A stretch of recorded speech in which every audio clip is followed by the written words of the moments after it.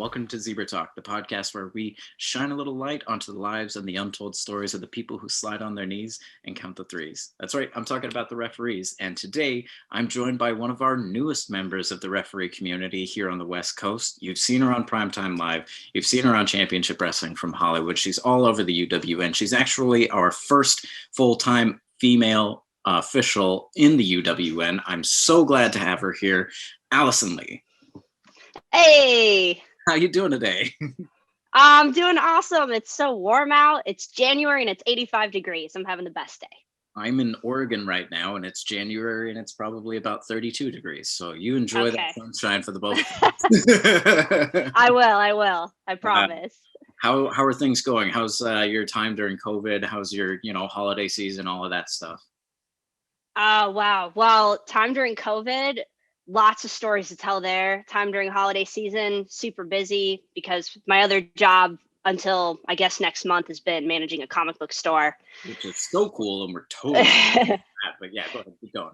Yes. Time during COVID, surprisingly pretty great because that's when I started working for United Wrestling Network, which has been an amazing journey. So been very cool to see you like pick up the ball and just kind of like really run with it. Like yourself, Chad Rico, the two of you kind of like have been, like step in step with each other with the UWN. And it's really cool to see both of you guys like really spread your wings and like grow as referees. So very proud of the work. Thank you.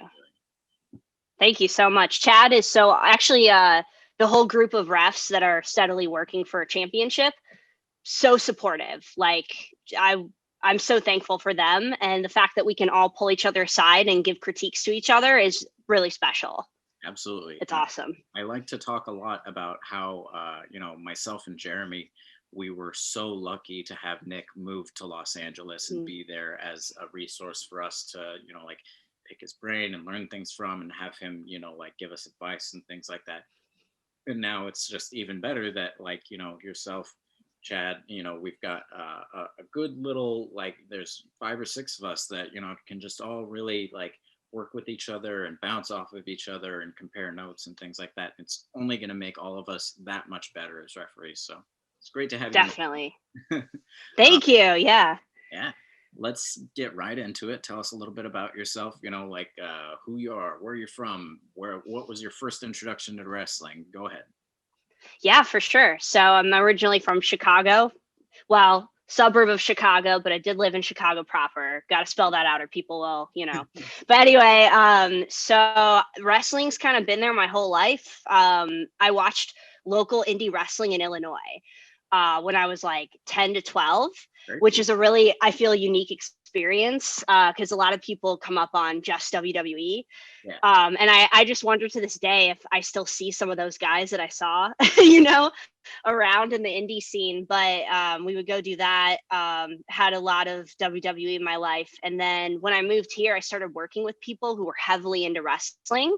And I mean, the SoCal scene is just so incredible. Like you can go see, well, pre-COVID, you could go see a wrestling show every week if you wanted to, which is so amazing. So I was going to weekend. Yeah. It's incredible. I mean, I feel like nowhere else is like that. So we would go together and I was lucky enough to go on the Jericho cruise and just to be in that tight bubble of fans and like that love and that energy.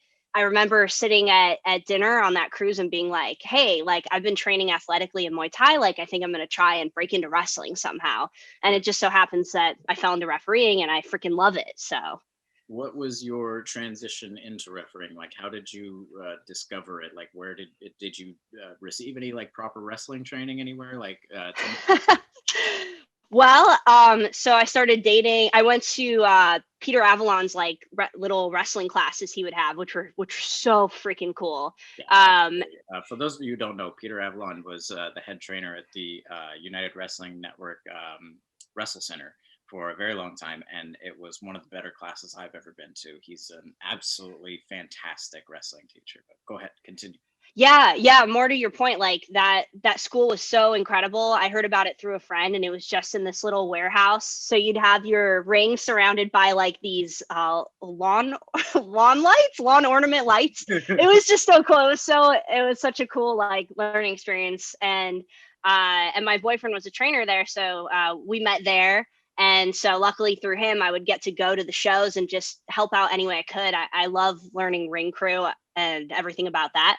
So one day we show up to a show, and for whatever reason, the ref's not there. And the booker asks, "Hey, what do you do? Can you ref?" And Ryan's like, "Absolutely, she can ref."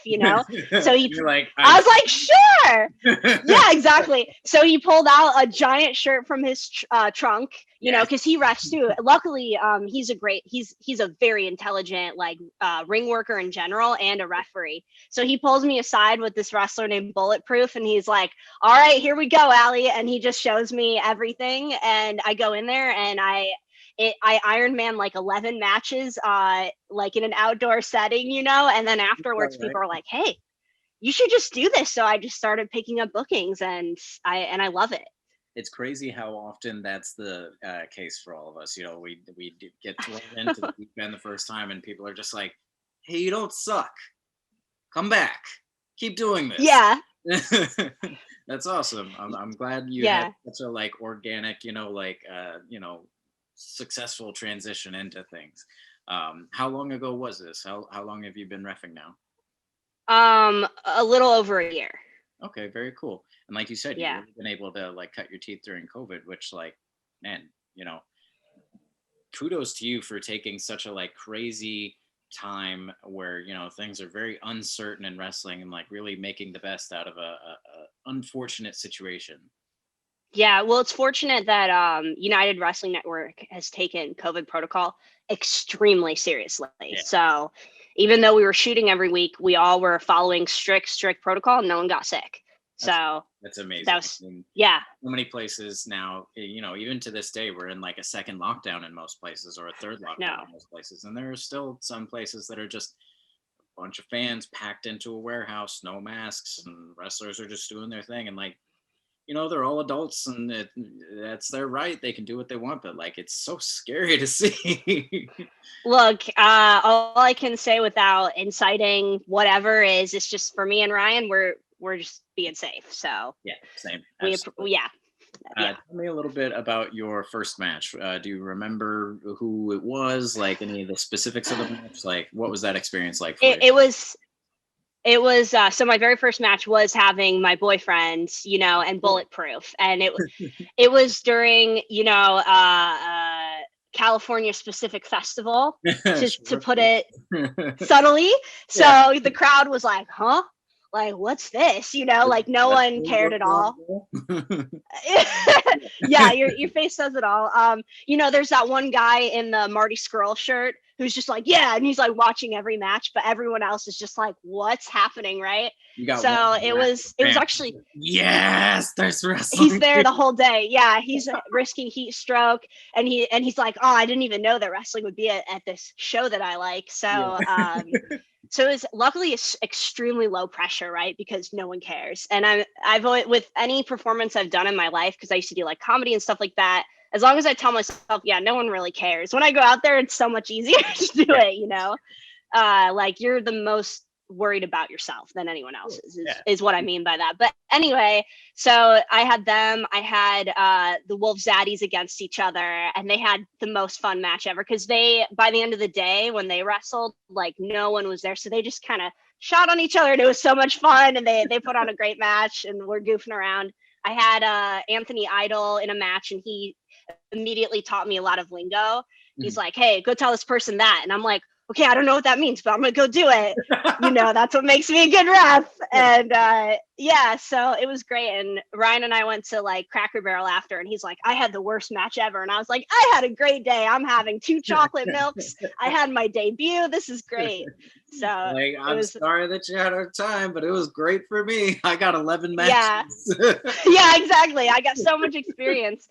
And then luckily from there, I was that promotion hired me, which was really great. And then at MPW, I was able to train every week, and training under Ray Rosas is a freaking blessing. Absolutely. So that was really cool. Rosas is one of the more talented people out of the West Coast, and MPW I don't think really gets enough credit, because the shows that they ran were a little bit smaller scale, but boy, did they crank out some really great wrestlers. And Ray's just so true. One of the better people that we've had at Hollywood for the last I don't even know, 10 years, something like that. He's amazing. PP Ray all day.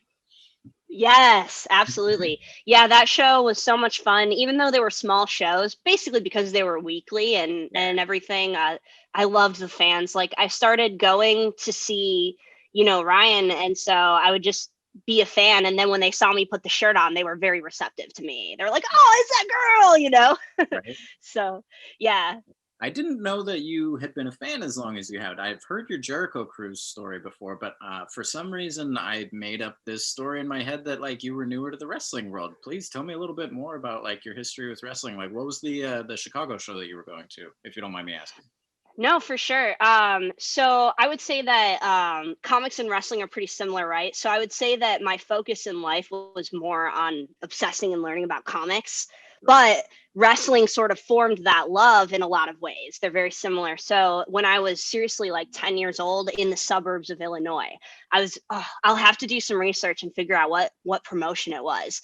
But I would see these gimmicks like garbage man, plumber, just like just like classic stuff, and they were heels and they were faces, and I remember really liking the garbage man guy, and he was a heel, so I stood up and I was like, yeah, garbage man, and he was like, sit down, you're not supposed to be a fan of me, and I was like, oh. Uh, So Can't I just like who I like? I'm really into the Joker. I really like Darth I Vader. know, right? I like, yeah, I like, I guess, I don't know, I was too fabe for that guy or whatever, but It's but oh go yeah, so that, and then that same friend I would go to those shows with loved WWE. Like so I would watch a lot of wrestling with her. And then it didn't really take until I was able to physically go as an adult to these shows. And that's when I was like, oh, I get it. very cool. Let you kind of touched on it a bit. Let's dive into the comic book side of you. I mean, that's a huge part of who you are as a person. Obviously, you've got a number of different comic book tattoos. You work at a comic shop yourself. Like, tell me a little bit about like your love for comics. Let's dive on in. Yeah, I don't know. It's weird because I'm the only person in my family who really has a love for it. I just kind of formed it as a kid, being exposed to like comics like Bone. I had boxes of Archie Digest, and I would read them every day religiously. And some kid at church camp gave me a Hellboy comic, and that was really the end of it. Then I got super into it. So when I moved to Chicago, I sort of kind of just dropped out of school and decided to go to the city and try to do something there, and I got my job there, and I love it. The community is just like wrestling, really. The community is really phenomenal. Going to Comic-Con and meeting people there has like made me super rich in life experiences, just like the craziest stuff. Absolutely. And You say that you got your job there. What is it that you were doing in the comic scene? well uh oh well I have just really been at the forefront of local comic shops. Mhm. So just managing them, being there 40, 50 hours a week. And it's really cool. It's like being underwater in a way because the comics world moves so fast. And when you're immersed in it, you just know so much. And I would call myself an expert at this point on, you know, on pretty much any comic. So it's been really cool. Let's hear a little bit about like what your favorites are these days. Obviously, Hellboy was a big influence on yourself. So, Yeah. but Oh, nice. what are you diving into these days? What really gets you going? Just want to say you're in the right place because Dark Horse is based in Portland. So you probably know that. Okay. There's some great shops out there too. But anyway, man, you know, this year has been rough for comics, and I totally get why. But for me, DC has always been there. The imprint of DC called Vertigo, Mhm. basically a religious experience. To dive into that, anyone can find something that'll truly freaking connect with your soul. Especially for me, I love Grant Morrison. Sure. I mean, the dude legit is on a different level. Like, take psychedelics, I swear, because he does not live in this realm. Like, he has to survive, you know. And I love overly creative stuff like that. Sure. Yeah, and art has always been like a huge influence for me. So it's just a perfect marriage, right?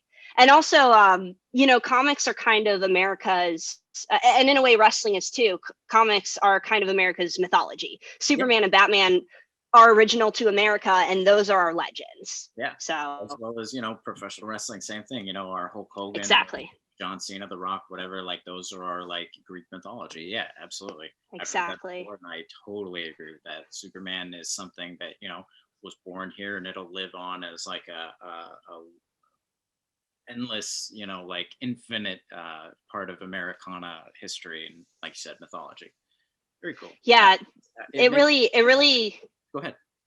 Oh, it just characters like that and characters like Hulk Hogan and stuff like that. Really, it's really special to see them connect with people, whether they're young or old.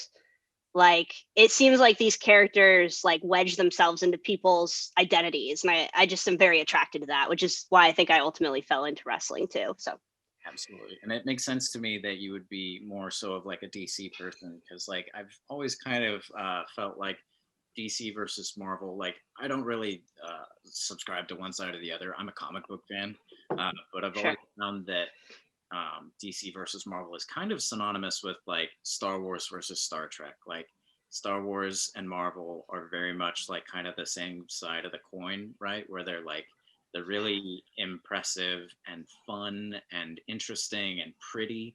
And the stories are very compelling and good. Obviously there's some amazing stories in both of those genres. But then, with Star Trek and DC, like those are the like really, really, really like you were saying, imaginative and very more like not necessarily scientifically accurate, because like obviously it's still a comic book world, but it's more so based in like inside of that universe fact. You know what I mean? As opposed to Hmm. kind of like imagination and fun and magic and things like that. It's definitely for the more like Yeah. hardcore fans I've found. Yeah. I definitely agree with that. I think, and think about the huge gap between when the two were created. You've Yeah. got DC in the late 30s. Yeah. People wanted big, shiny golden gods and idols to look up to. And by the time you get to like the 60s, it's flawed characters, it's interesting problems to hold on to. And, I'm just kind of a face guy and I like the gods. Yeah. Yeah. Let's swing back on over into wrestling. Okay. Tell me a little bit about what you were doing for Primetime Live and for Hollywood. What's the most recent match that you've refed? Let's start there. Okay, that would have been December 1st. It would have been prime time. But all of that time kind of blurs together. But my last show on prime time, I think I had 2 or 3 matches was my best, because I had just done critiques with Ref Aubrey. Sure. And whoa, I needed that. And I actually need a lot more critiques. But for her to, like, she's very good with positioning because she's a dancer, she's graceful, she really understands the psychology of body. Right. She, if you watch that compared to my old primetime stuff, it's night and day, like my positioning and everything. I feel like no matter how much training you can get from wrestling people, they're unless they're aware of these things. It's something that Nick brings up a lot as well as Aubrey, and I like to kind of chime in with people as well. It's like wrestling. Obviously, it's about psychology and it's about moves and it's about stories and stuff like that. But like the actual imagery that you're creating is so important as well. Mm-hmm. Likes to talk a lot about like Renaissance paintings, how like the Mm-hmm. balance of everything that you're seeing, everything being like centered or like in a sort of like pyramidal configuration. Like it's really really important. Ballet is all about like making beautiful images and having long gorgeous lines and stuff like that. So it's a whole nother aspect of wrestling that I think really gets overlooked by a lot of like traditional wrestling training, and I'm happy to be hearing more and more of it as we progress on. Yeah, I was talking to Chad, who I love Chad, but he trains with Marty Elias, and he was kind of saying this. We're kind of getting the same notes on like, on an equal level, which has been really cool. And he's someone who really understands a lot of tricks about making it look really good. So he's someone. Manias understands wrestling. Yeah, I know, right? Oh, I mean, just Chad himself actually. Oh, okay, gotcha. Yeah. Clearly listening to his mentors and taking some really cool physical tricks from Marty and everyone else he's watched. So absolutely, it's and cool to see. obviously, you say it's like night and day, but like it's of course going to be like that for quite a while. Mm-hmm. Like I'm Yeah. at the point, I've got a few years on you, but like I'm still at the point where I'm being told things that have that click moment, and it's like, oh man, like I just recently got access. Just recently what am I trying to say? Joined the High Spots Network, and I've been starting to look at like all my PWG matches, and then the Evolve matches have been added to the WWE Network lately. And I'm watching these, and I'm like, man, you got work to do, brother. Like you need to pick these apart. It's nice to be able to like know what you know, but like see yourself in these scenarios and be like, all right, this and this and this and this. And it's tough. It's the hardest part is to sit down. I have 3 episodes of Championship I'm still sitting on because it takes a little emotional weight to watch yourself fail sometimes. Or I mean, we're all our own harshest critics, and nobody's ever going to make us feel exactly. worse than our own minds. But you know, it's up to us to make sure that we, you know, stay focused and you know, turn it towards a positive. Obviously. Yeah. Go ahead. Oh, I don't remember what I was going to say, so you go ahead. Well, we've talked about your first match. We've talked about your most recent match. Do you have a favorite match so far? Obviously, you're still a little new, but I'm sure you know you've had some that really stand out so far. Yeah, I do enjoy being in gimmicky matches. I have to say, I like, because I myself like gimmicky characters in DC and in wrestling. And it's not favoritism or anything. It's just what brings color to my cheeks is something goofy. So I did tell this story already, but there's a wrestler, you know, who likes to you know, kick people in, you know, below the belt, in places. And I just loved that he was telling his opponent, like, we're gonna do this, this, and this, and then it was Jerry Gigolo he was facing. It's Kikutaro and Jerry Gigolo, and he was like, well, our ref is her, and he was like, oh, that's okay. And so he decided to do the spot anyway, and it was even funnier. I know, you know, so talking about Kikutaro is like one of my favorite people to work with, and like he for those of you who haven't watched him or are unfamiliar with him, he's, as Colt Cabana has said many times, the funniest comedy wrestler in the history of comedy wrestling. He's got a few matches in his back pocket that he can just kind of pull out with whoever's around. And there's one in particular where everybody ends up getting hit in the jewels, and it affects the outcome of the match. And it's quite a fun thing to watch. Even more fun to be part of. Yeah, it's cool because every time I've worked with him, he's like, all right, this is it. This is the match. And I'm like, wow, like he knows, and he knows who he's working with. Yeah. And it's awesome. So I like being a part of that, where because I have been to shows where they're like, no, you're not taking a bump. It's like, come on, man, you know? So I like shows. I'm not just a girl, okay? Yeah, and it was like, oh, like somebody wanted to chop me. Who cares? I'll take a chop. Like, they're like, no, that would compromise our Christianity at the show, you know, in Orange County. So, but yeah, so I like any promotion that lets me, or any workers who want to include me in any way that they would include, you know, a male referee is cool. Sure, absolutely. You know, you touched on it a little bit here. Let's just go right into it. Like, what kind of obstacles or hurdles do you feel like you've had to overcome as a female referee? Obviously, you know, we've got Aubrey and Jessica and Aja and Artemis are, you know, making huge waves in the higher up promotions, but you know, even still down on an indie level, it's rather new to have a female referee at most places, including obviously the United Wrestling Network. So tell us a little bit about your experiences. Well, it's always hard to say if I'm getting quote unquote discriminated against, which I use very loosely, for my greenness or my gender, you know. So the most quote unquote discrimination I've received is because I'm probably green. Sure. So, or the other side of it is you're a green ref, you know, and so I'll come up to people and be like, what do you want to do? And they're like, you're bothering me, you know. And it's like, that's fine, but it would be better if I felt more like a team player, you know, and could be utilized and not a nuisance. It's just a psychology thing that I wish people kind of thought of, and it's not really a big deal, but it sort of is soul soul crushing a little bit when it happens. It isn't really like a big deal, quote unquote, but only Yeah. because it happens to so many of us. And like even Yeah. people that have been around for a long time, we still have those interactions with people, especially like people who've been around for a long time, or maybe people that you're interacting with for the first time. They love to give you that old elbow, like what's the finish? Oh, it's when you count three, brother. Like I've literally, yeah. So literally that's been told to me, and it's like, I okay, mean, but like I'm it's here to help you. yeah, it's just a thing. I think it comes from a place of like wanting to be wanting to like have camaraderie and like be joking with you and everything, and maybe they don't necessarily like realize how stressful that is for us. And that's probably because we're in a position as referees where we don't really have the ability to talk to people about how stressful that is. We're supposed to be so like subservient.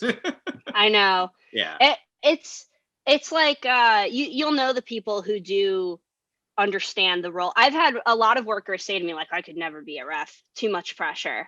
Yeah. I'm like, but I do want to go out of my way to say that every promotion I've worked at in SoCal has been extremely respectful to me. And Aaron at United Wrestling and Championship goes out of his way to regularly ask me, are people being cool to you? Very cool. So that's good to hear. So I've had a really good experience everywhere. It's not so much like special treatment or anything. He's not trying to coddle you or anything. He's just trying to make sure like people are being respectful and not taking advantage of you or being inappropriate or anything, which I'm sure you appreciate. Yes, there are times when I'm the only woman there, so sure out of like often. Yeah, out of like 20, 30 men. That's also why it's great to have Aubrey, because right off the bat in our first session, I was like, let me ask you some things about nuanced things that women experience that men, probably don't. And she was really able to like lay down some advice for me.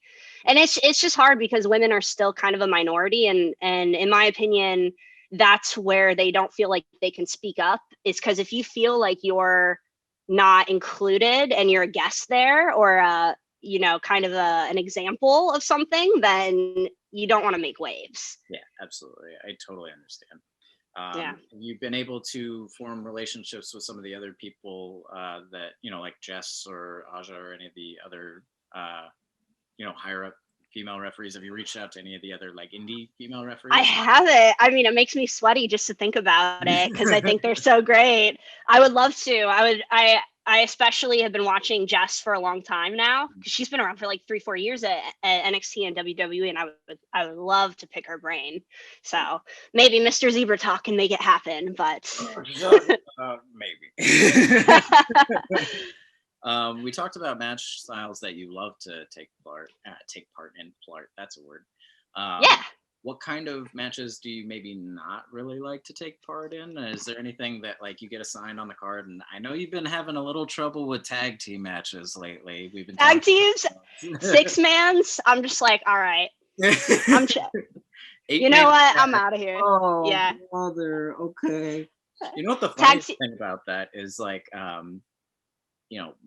no referee really wants to take part in like an 8 or 10-man tag team match. Like, it's going to be so many moving parts and so many people that are all just like, there's testosterone and ego and so much stuff flying around and everybody's trying to get their stuff in. It's funny that it just kind of goes without saying that one of those matches on a card is going to go to the youngest referee on the card, who's probably the least equipped to handle that match, which I never really thought of until this moment. It'd probably be a lot more effective to have like, Nick or like Brick Knox in like a match like that than putting like me or yourself or somebody into something like that. But what are you going to do? As seniority, they can be like, hey, listen, I've done enough of those. It's your turn. Like, but like great. We were talking about not too long ago, you were a little worried that like maybe that you were getting tag team matches because you were trying to like have your weaknesses exposed, when the reality from my experience is that that's actually more so people just throwing you into the deep end to make you swim rather than to just drown. I agree, and because Nick was booking it or whatever, I always knew that, right? Because he's someone who always does. He's just like a pure freaking soul, and he would never do anything that would go. But it's a lot of pressure because I want to do I'm a perfectionist. I want to do the best job on this brand new pay-per-view, and so it's just a lot of stress and pressure to be told, okay, well, don't mess this up, but at the same time, I'm extremely grateful because I know that United Wrestling is for people to cut their teeth on TV. So it's like, thank you so much for throwing me into something that is always going to be the most difficult. From here on out, it's going to be easier. Absolutely. You mentioned, high stress, difficult situations. Have you had any moments yet that were, like one of those nights where, something happened, whether it's an injury or, your match got cut short or whatever it was, but like one of those like really difficult moments where you had to really just like think on the fly and kind of just make things work? Tell me about that. I think, I think I'm still developing that skill. Sure. That's something that I sort of am learning through live television pay-per-views. Which is scary. It is. That's where the stress comes in. So I basically, anytime I'm still at the point where I'll make the mistake, and then go back and be like, what on earth could I have done to prevent this? And luckily, there's always a myriad of good answers. So my first episode, it was rough because we were still working out kinks and everything. But in my tag team, I absolutely just got buried, and it wasn't really the workers' fault. It was a number of things, it happens, whatever. But afterwards, Maria Kanellis was like, you need to do this, and it was like the best advice ever. And she's a worker, and she like went out of her way to like give me that advice, and that was super cool. And then you've got the Santino's guys there who are always so helpful. So you just learn and you learn, and then you don't do it again, and you make a different mistake next time, and that's just how you do it. Yeah. You're fortunate to be learning from so many very experienced, successful people, even if it is, on television and on the fly. But it's a little unfortunate. I don't think you've really had, like obviously you're very one-on-one with Nick and with Aubrey and things like that after the fact, but you haven't really had a chance to have like a ref trainer, right? I mean, that is true, because when I was going to class at MPW, technically none of them are referees. Sure, yeah. Which is kind of an experience that like the majority, I would say, of us have had, it's a very common issue in the referee community that like, we all wanted to get in and we all went to a wrestling school, and then come to find out we're going to learn how to roll and bump and do psychology and spots and stuff like that, which was awesome. I loved learning how to wrestle. Yeah. Cool. It's so difficult to figure out how to do things the right way without somebody that's just there designated to teach you how to do things. Yeah, I agree. And to your point about learning to wrestle, so important. Luckily, I had already been doing some wrestling training, and the man is a wrestling trainer basically. Mm-hmm. So I've continued to train at home, just get him in a fucking headlock sometimes, just like shut up. But the man. But yeah, no, I definitely, like, the minute it's safe, I'm gonna find a school and just train in the ring with the guys who need the practice, because that's so beneficial. And definitely find a school that somebody can specifically train me in reffing. I told Aubrey, like, the minute that wherever she trains at opens up, buying a ticket, going there, Right. Yeah. Are there any other referees that, like Aubrey is an incredible referee, but obviously she is very new herself. Are there any more referees that you like to watch and study or anything like that? Any of the AEW, WWE, Impact, wherever it is, who do you like to watch? Yeah, I have mentioned for training, I do like to watch refs who look like me. So you and Nick are roughly my height and weight, and so that's been nice to watch you guys. And luckily, I've gotten to see you guys live many times, so that's super cool. Right. And I've been watching Jess for a long time. And then outside of that, I try and study the classics, like Kyoto and Marty Elias, and just all the greats who really understand like psychology. Very cool. Yeah. referees often have a ton of jobs to do at the shows that they're on. Have you been able to take part in any of the other, like roles that referees play? Were you a part of ring crew? Were you driving any trucks? Like, what kind of stuff did you have to do backstage that maybe people didn't know about? Yeah, I don't know if it's because I'm Midwestern, but I just have this insane work ethic. Like, it just makes me be like, you have to be the most useful at all times. Kansas, Okay, great. Kansas, same. So, yes, exactly. You get it. So, and I think Nick does too, East Coast. So, like, anytime I'm reffing, I'm going to be at ring crew, and Ryan's the same way. We Yeah. both go to ring crew. When I went to Memphis, I was MVP there. Like, did ring crew, drove around the wrestlers, like, just was that go-to guy. And I would love to have that when I get signed, if I get signed, like, I'm so down for that extra work. I think it's so fulfilling and awesome. And it's just cool being like the biggest cog in the wheel sometimes. It's great to like see all the different moving parts and see all the things, once the curtain's pulled back, like all the roles that have to be filled and all the different moving parts, like I said, that like make the whole machine, like you were saying, like a cog in the wheel, make the machine roll. And there's a lot more to it than just setting up a ring and getting in it. So true. Yeah. And I hope at some point, when people feel comfortable, I can be part of some of the narrative, because having studied stories for so much of my life, I'm pretty good at telling them too. And I hope at some point I get a chance to get creative with it. Right.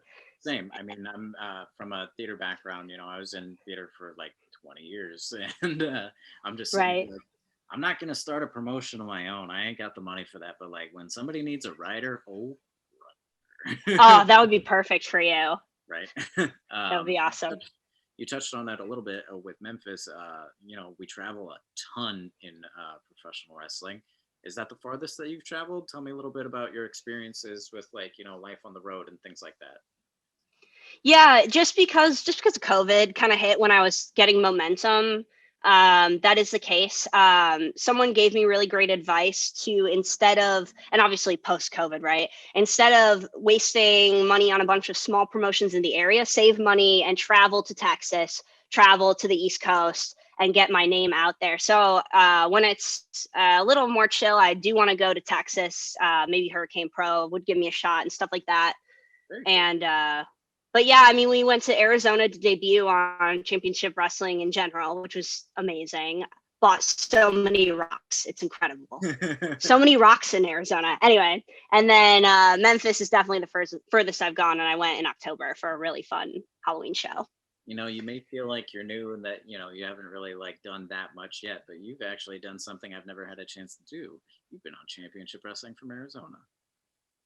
Oh, that's so crazy. I What? haven't gotten there yet. Actually, I maybe I went to a show once, but I'm not sure if it was televised or not. But yeah, anyway, I've been to Arizona a ton for wrestling, but yeah, just even when I was living in the house, the van that they would take there was like too full of people, so like it was just Oh, to miss out on it. But that's wild. getting yourself out there and getting to be on the show, like what was that experience? Well, yeah, so I have to pay my dues really quick because I was on Alpha Omega, because Ryan gave me a chance, and because Jeff Coles was there. He was the one who was like, I want this girl to like replace me, because he was retiring, replace me at Arizona. So he, like, bless him forever and ever. He saw something in me as a complete new glasses on in the ring, and decided decided to give me my shot out there. So thank you so much to Ryan and Jeff for doing that. And that experience was so scary. We still had a live audience at the time, and it was my first time with an earpiece. And you're just like, I hope it doesn't come out the whole time. I had just worn contacts for the second time in my life. I was terrified to take them out at night. But it was so great. I learned so much so fast, and when I came out, the audience clapped just because I was, like, the first female referee they'd seen there. So that was so cool. And I think I need to rewatch the episode because I want to watch that moment again sometime. But it was like absolutely like chilling. It's amazing. Like, we don't need to be the center of focus. We don't need to be like the main character or anything like that. But like when you have one of those moments of recognition from the audience, it's incomparable. Like, we get it so rarely. Like when I made my debut for PWG, like I didn't really like. I knew that I knew a bunch of people in the audience just as friends that were, like fans from other shows and things like that. But I wasn't expecting any reaction. But I love to surprise people with my debut places. I never tell people when I'm going to debut somewhere. That's awesome. That reaction. I want that, like, oh, hey, that's my friend. Cool, awesome, good for you. And I got a chant. I was just like, that's cool. Oh, well, you'd always get a chant at bar. People loved you at bar. It was really, really nice to be so well received by people. Like I think the audience and the fans, especially in the Southern California area, like they really see the work that we put in, and they really want us to be successful, and they want to be a part of that success, and like help as much as possible. Obviously, yeah, merch, they're going to the shows. Like it's insane if you really think about it. Like Deshaun 2 cents, or like Daniel, or like a handful of the other fans. You think about it, like when COVID wasn't a thing, they're at like 3 to 4 shows a weekend, like wearing the shirts, right? They're buying more stuff. Like these guys, their whole lives is centered around making sure that they're there for the moments. They're loving every minute of it, and they're trying to support us as much as possible, following our dreams and making sure that they're a part of them. And I don't think they get enough credit, Yeah, I agree. When I was first going to bar and I had started training to wrestle, they, I guess, saw me enough times in the front row, and they're like, gang, gang. And that group of people, Sean, Anthony, Daniel, Hiban, Justin, just so like, what a family. Yeah. And not haters at all, just completely supportive. And I've been watching Lucha Underground for like the first time, because it's finally like available on streaming or whatever. And it's like, oh, look they're all there. Like they've been there the whole time. Whipping somebody with a belt. Exactly. Yeah. There's a sister, like everyone's there, and it's so special. It like, I don't think I would have gotten this far without them. And for them to support me in the transition from fan to worker, they're all so cool about it. Yeah. And yeah, it's been amazing. It's such a family out here. It's a wonderful, welcoming, very immersive, inclusive family. I really love so true. Part of the Southern California wrestling scene. I don't know if I would have stayed around wrestling as long as I have if I came up in some of the other areas that maybe aren't necessarily like as family oriented and friendly and like helping and welcoming as we have in Southern California. So thank you so much. I agree. And seriously, and I want to thank like the promoters who were putting on those shows, like PWG Suburban Fight is such a unique experience, and those same people are there. I'm always going to be sad that I didn't get to ref a show that Nick offered me, but I was already booked. But hopefully when it comes back I can do that. But that whole synergy between everything here is absolutely magical. Absolutely. We are winding down a little bit. You have made quite a name for yourself in a very brief amount of time, which, kudos to you. Don't let your head get too big, but I would tell anybody that. It won't. Don't worry. You've accomplished a lot. You've crossed a lot of goals off of your list, which, it happens in wrestling. You don't think it's going to happen, but then it does. What kind of goals do you still have for yourself? What mountains are you trying to climb right now? Yeah, I mean, I'm working really hard to be signed. I'm just studying, putting in tons of physical work at the gym, stuff that's like glute heavy to make my reffing better, practicing my counts. I'm just making it a focus and really trying to get signed. And if I do, like, I'll just work my butt off for them, just do everything they ask of me, So that's a goal. But smaller goals would be bigger counts. Just the little things, better psychology. No, cool. Count down now. That's my new thing, counting down. And always just trying to be a better student, always trying to take my critiques as well as possible. Sometimes that emotion rises up of like shame or defiance or anything. And it's constant practice to swallow it and just accept the critique, whoever it's coming from. I mean, we're human beings. It's hard to hear that, this is what you did wrong and this is the way that you should do it. But like, that's one of the more important skills for us to learn in professional wrestling is like being able to hear that Yeah. from people and not let, the hairs on the back of our neck stick up and be like, well, oh, blah, blah, blah, blah, blah, blah. Yeah, but Very cool. Before we get out of here, I like to give everybody an opportunity to plug anything you like. Take like 3 or 4 okay. minutes, let people know where they can find you on social media. If there's any shows that you think people should be watching that maybe they're not, or that, you were a part of that you'd like them to check out. If there's any wrestlers that you think people may not have eyes on yet that you think they should check out. If you got merch, anything like that, take the time, get over whatever you need to get over. All right, cool. Well, personally for me, I'm pretty much rocking on United Wrestling Network like full time here. So Championship Wrestling, always free on YouTube. Basically, up and coming people you're gonna see on WWE, AEW are on that show right now. Same with Primetime. It's such a quality show. It's a beautiful show. There's a lot happening there that crosses over with AEW. So that's you have to watch that. Man, up and coming wrestlers. I've always been a huge fan of Doomfly. They just hit my goofy, I don't know, like fun, vibrant. Yeah, and If you're I really who Doomfly is, Eli Everfly and Delilah Doom are one of the better intergender tag teams I've ever seen. And like, I'm not here to like argue with people about whether or not intergender wrestling is okay. I'm a big supporter of it, but like even by just traditional tag team standards, like they're a really fun tag team. So go ahead, continue. Yes, I agree. They just like bring color to my cheeks, And then someone who's been really supportive to me, and I've just seen work her butt off all the time, is Heather Morrow. Yeah. And it just confuses me. Like, I just need her to be signed soon because she signed. How is Heather Monroe? She turns every match into something good. She's just a hard worker, and she's a delight of a human, and she's been very nice to me since I arrived. So she's really great. And then currently my main social media is Instagram, axis_cat. And then I swear I'm getting a Twitter. I have all these hilarious thoughts in my head and nowhere to put them. So I'm going to get a Twitter soon. Put my humor. I know, not on Facebook. No one has a sense of humor there, Yeah, everyone's upset. Yeah, I know. I'm like, oh, I'm done. But yeah, so eventually it'll probably be Ref Allison Leigh if I had to guess. But yeah, follow it on the IG. Do you want to spell out Axis Cat for people real quick? Oh, sure. It's AXIS_CAT. Very cool.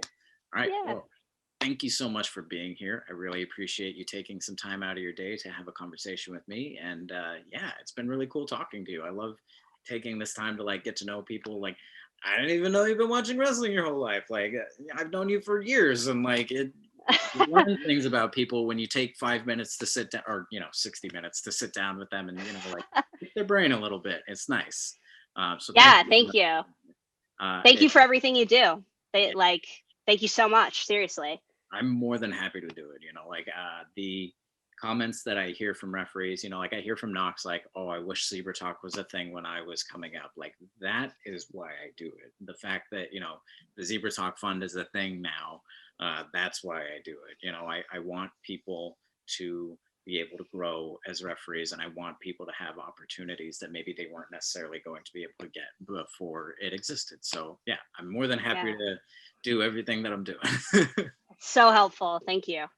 Thank you, ladies and gentlemen, for joining us here today on Zebra Talk. If you would like to support the Zebra Talk Fund, you can find us on prowrestlingtees.com/Zebra Talk. We've got sweaters, we've got shirts, we've got hats, we've got COVID masks, we've got tracksuits are available if you reach out to me individually. We've got pins that are about to come out. Haven't talked about those yet, but they're going to hit the airwaves soon, brother. Mid-card pins, put them over a little bit. If you would like to be on the show, if you're a referee, I'm more than happy to talk to whoever's out there. Send me an email at zebratalk123@gmail.com. That's also where you send an application to be awarded the Zebra Talk Fund. And if you would like to find Zebra Talk on social media, excuse me. Yeah, we are on Instagram, Twitter, YouTube. Obviously, the original group is on Facebook. If you're a referee and you're not in the group yet, please reach out to me. I'm on Instagram, Twitter, Facebook, Odie Brown on Facebook, and then Odie, the number 1 Canody on Instagram and Twitter. And yeah, let's talk. Let's get you on Zebra Talk and let's get the ball rolling. Thank you so much for being here again, Allison. It was awesome getting a chance to talk to you. Yes, thank you so much for having me. All right. Until next time. See you guys.